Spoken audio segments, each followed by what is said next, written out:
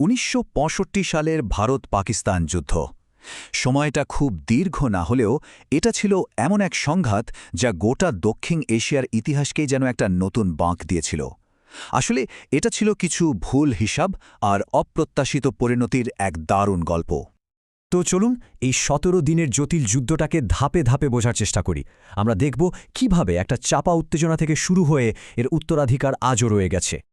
প্রথমেই আমাদের একটু পিছিয়ে যেতে হবে।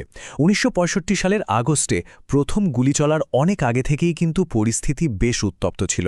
ভারত আর পাকিস্তানের মধ্যে সম্পর্কটা তখন একটা বারুদের স্তূপের মতো, শুধু একটা স্ফুলিঙ্গের অপেক্ষা ছিল। আচ্ছা, ১৯৬৫ সালের সামরিক শক্তির দিকে যদি তাকাই তাহলে বেশ মজার একটা ব্যাপার চোখে পড়ে। দেখুন, একদিকে ভারতের সেনাবাহিনী ছিল সংখ্যায় অনেক বড়, কিন্তু অন্যদিকে পাকিস্তানের হাতে ছিল তখনকার সময়ের সেরা আমেরিকান অস্ত্র, যেমন প্যাটার্ন ট্যাঙ্ক আর F-86 সেবার জেট। তো পাকিস্তান ভাবছিল যে তাদের এই টেকনোলজিক্যাল অ্যাডভান্টেজটাই আসল খেলা ঘুরিয়ে দেবে। তাদের মনে হয়েছিল এটাই সুযোগ, এই সুযোগটা কাজে লাগাতেই হবে, কারণ এই বাড়তি হয়তো বেশি দিন থাকবে না। আর এই টাইমলাইনটা দেখলে বোঝা যায় কিভাবে ছোট ছোট ঘটনাগুলো মিলে একটা বড় যুদ্ধের মঞ্চ তৈরি হচ্ছিল। একদিকে পাকিস্তানের অস্ত্রচুক্তি, অন্যদিকে কচ্ছের রানের ওই ছোটখাটো সংঘর্ষ, সবকিছু মিলিয়ে কিন্তু উত্তেজনাটা চরমে উঠছিল। এই উত্তেজনার মধ্যেই পাকিস্তান একটা বেশ বড়সড় আর ঝুঁকিপূর্ণ চাল দিল। এর নাম দেওয়া হয়েছিল অপারেশন জিব্রাল্টার। এটা ছিল তাদের প্রথম আর সবচেয়ে বড় জুয়া। মানে যুদ্ধটা কিন্তু কোনো ঘোষিত আক্রমণের মাধ্যমে শুরু হয়নি, বরং পাকিস্তান ভেবেছিল তারা গোপনে কাশ্মীরের লোক ঢুকিয়ে একটা গণবিদ্রোহের আগুন জ্বালিয়ে দেবে, আর স্থানীয় মানুষ তাদের পাশে এসে দাঁড়াবে।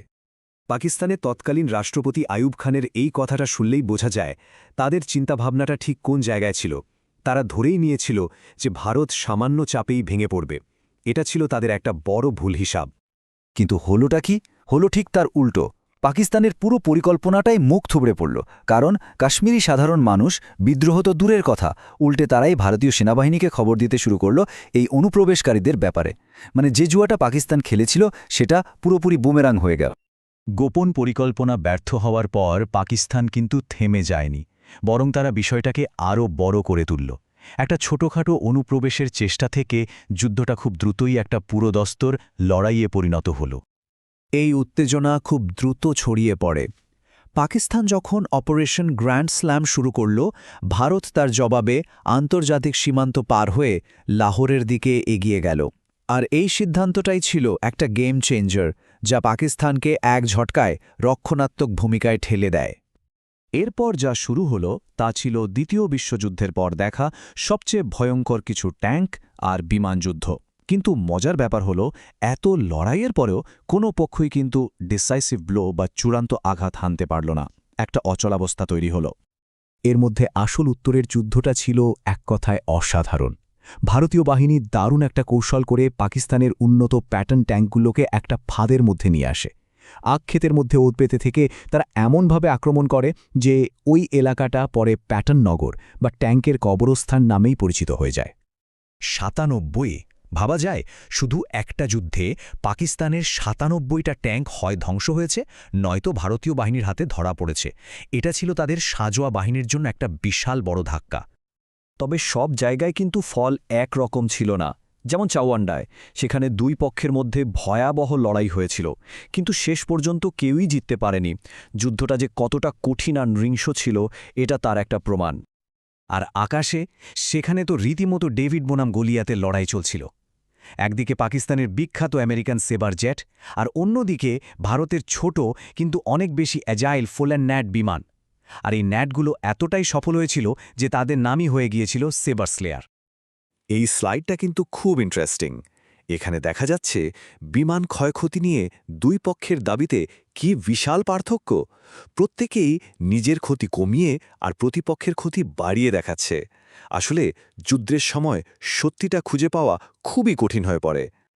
যেহেতু যুদ্ধক্ষেত্রে কোনো পক্ষই চূড়ান্ত জয় পাচ্ছিল না, তাই সংঘাতটা একটা অমীমাংসিত শেষের দিকেই এগোচ্ছিল। চলুন দেখি এই অচল অবস্থার শেষটা কেমন হলো আর এর প্রভাব কতটা সুদূর প্রসারী ছিল।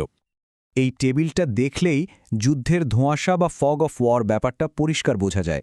সব দাবি পাল্টা দাবির পর নিরপেক্ষ মূল্যায়ন থেকে একটা জিনিস স্পষ্ট: ভারত ভূখণ্ডের দিক থেকে কিছুটা এগিয়েছিল, কিন্তু ক্ষতি দুই পক্ষেরই মারাত্মক হয়েছিল।